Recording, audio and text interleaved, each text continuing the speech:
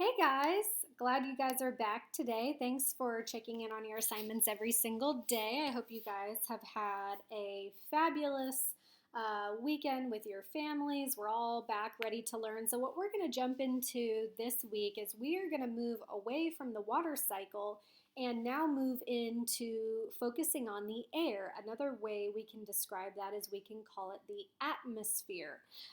The water cycle is happening in the atmosphere. Remember, the water cycle isn't just happening in the water on Earth. Water goes into the air above, and then it does different things. It either turns into a gas, or it condenses back into a cloud, or it rains down back to Earth. But instead of focusing on water, we're going to focus on air molecules. And so I have this really great picture for you here.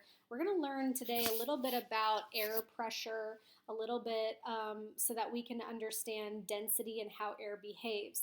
So, what's air pressure? You've probably heard of air pressure before, and if you watch the video clip right before, what you saw is a bunch of passengers riding in an airplane. And when the airplane is going through something bad, you see those yellow masks that drop out of the ceiling. And so sometimes people wear them correctly, sometimes they don't wear them correctly. So those masks fell out of the ceiling, and the question is, why do we need to wear those masks?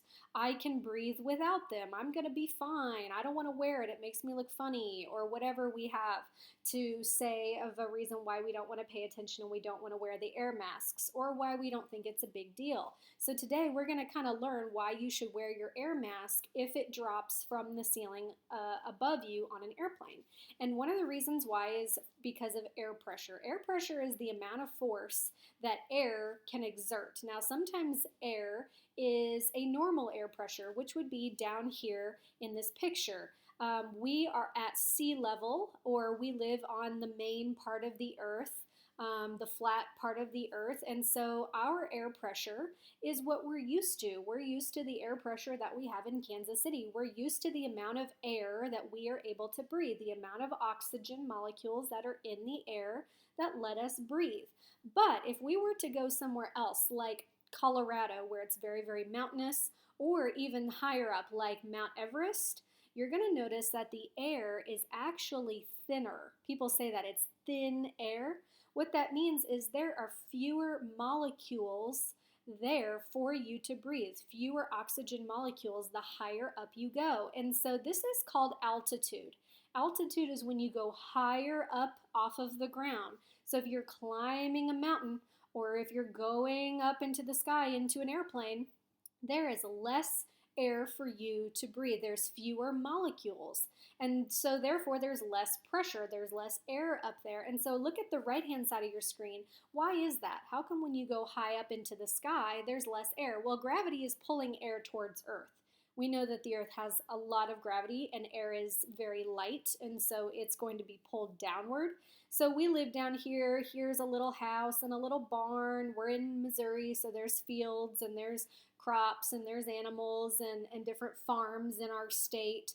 And so we live down here. Well, we're used to breathing this much air, a certain amount of air density, a certain amount of air pressure. But if we were to go up into an airplane and go way up here, we wouldn't have any air to breathe.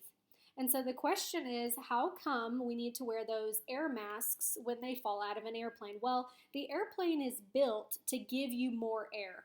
Because if you were flying in the airplane way up here, you would not have any air to breathe.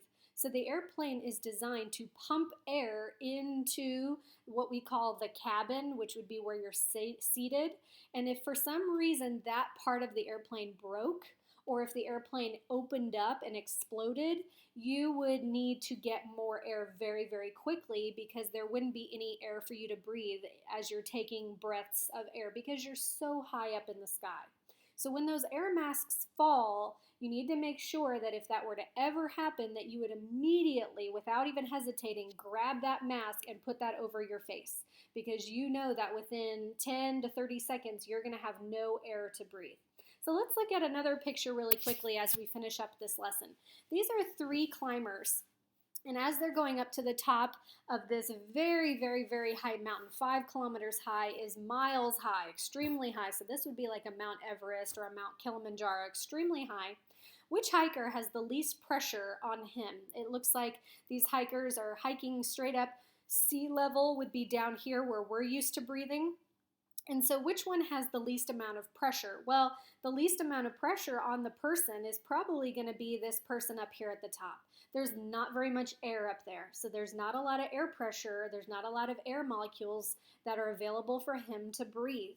And so there's not going to be much air. And so as you go up that mountain, this hiker here is going to start to feel like he can't breathe very well. He's going to be taking deep breaths, gasping, trying to breathe in those air molecules, and there's not going to be a lot of them. And so it's very, very hard sometimes for hikers, not because of how far they have to hike. They're very athletic. They can hike that mountain, but what's hard is that it is very hard to breathe air where there is very few oxygen molecules in the air. And so sometimes hikers will take an oxygen tank with them, or they will condition to breathe in and to take in less air because there's very little air at the top of this mountain. And so now the question is, what if we were to represent this in a visual picture? What if I were to draw the air molecules in this picture and in this picture here? This is the middle. So this would represent about 3 kilometers high. You can see that in our chart here. And so these would be the air molecules about halfway up the mountain. And I'm going to go ahead and draw those in now. There we go.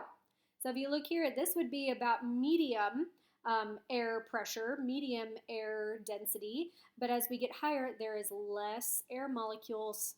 So it's harder to breathe. I need more air molecules than that. I need more oxygen than that. And I only get this much as I go up high. And then down here at the bottom, which is where we live in Kansas City, we have a lot of oxygen molecules that we can breathe, which is why we don't need to worry about losing oxygen and gasping for air or not being able to breathe. We have oxygen to breathe. And so we are used to living down here. But if we were all to climb a mountain or go to Colorado and hike in the mountains and we go up higher and higher and higher, you would notice that you would start feeling winded. You would feel like you don't have any air to breathe. There's not enough oxygen for you. And so I wanted to show you that clip at the beginning of riding in an airplane, because as you go up even higher in the sky, way up here where airplanes are, you need to wear that oxygen mask in the event that the airplane is crashing, because that is going to give you the air that you need in an emergency. As we finish up this lesson, I have a quick activity for you, and you don't need to submit anything to me today.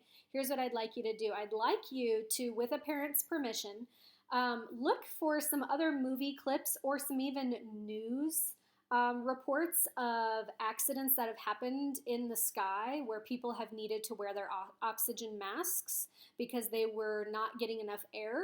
And I think you're going to find some really interesting articles or videos of people who took video when the airplane was in trouble, and even people who didn't wear their oxygen masks correctly.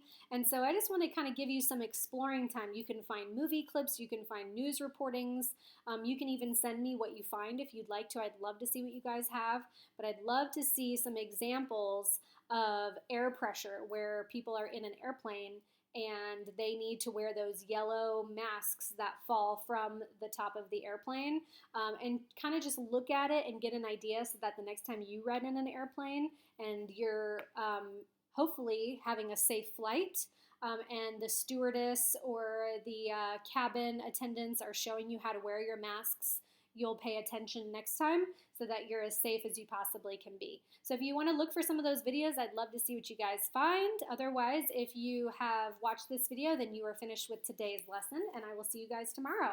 Bye, guys.